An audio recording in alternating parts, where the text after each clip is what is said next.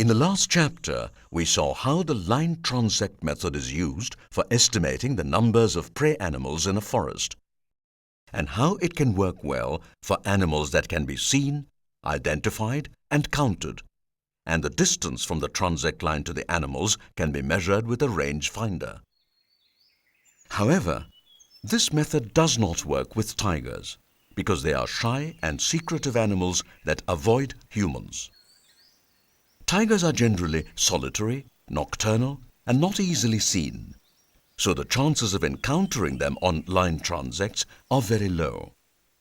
Therefore, we have to employ other methods to estimate their numbers. If we could identify the tigers in a forest individually, it would be easier to keep track of their numbers. For many decades, people have tried to do this through studying tracings of tiger footprints. But this pug mark method of identifying tigers has proved to be highly inaccurate and ineffective. There is a far better way of identifying individual tigers, from differences in their stripes. Although all tigers may look alike superficially, a closer look will reveal that each tiger has a stripe pattern that is as unique as human fingerprints. Therefore, with clear photographs, we can distinguish individual tigers accurately.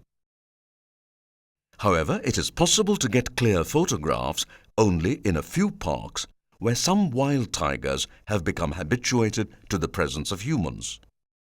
In most areas where tigers live, they are rarely seen clearly and cannot be photographed for identification purposes using conventional photographic techniques.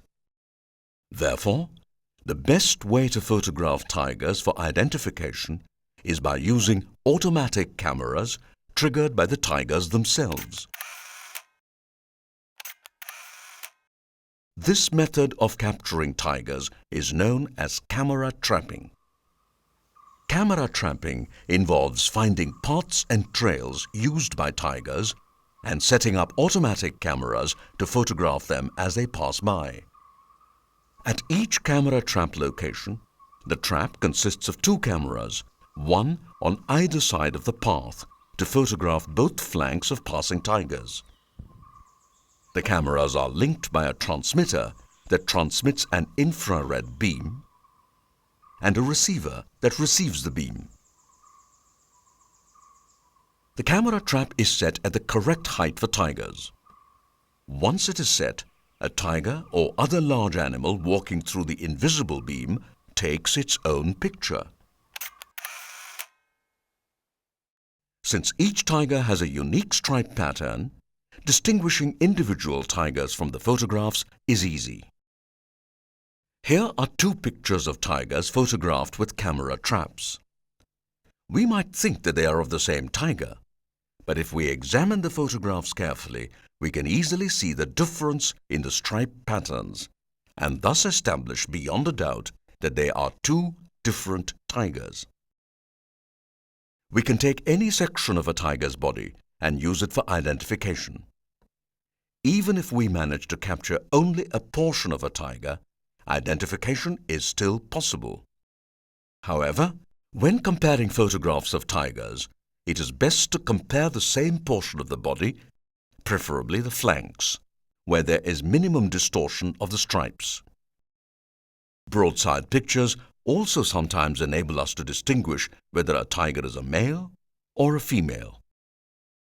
To make a definitive identification of individual tigers, it is necessary to have photographs of both sides of the body. This is because the stripes on either side of the body are different. Once a tiger has been photographed from both sides, the two sides must be linked together, and the tiger must be given a unique identification number.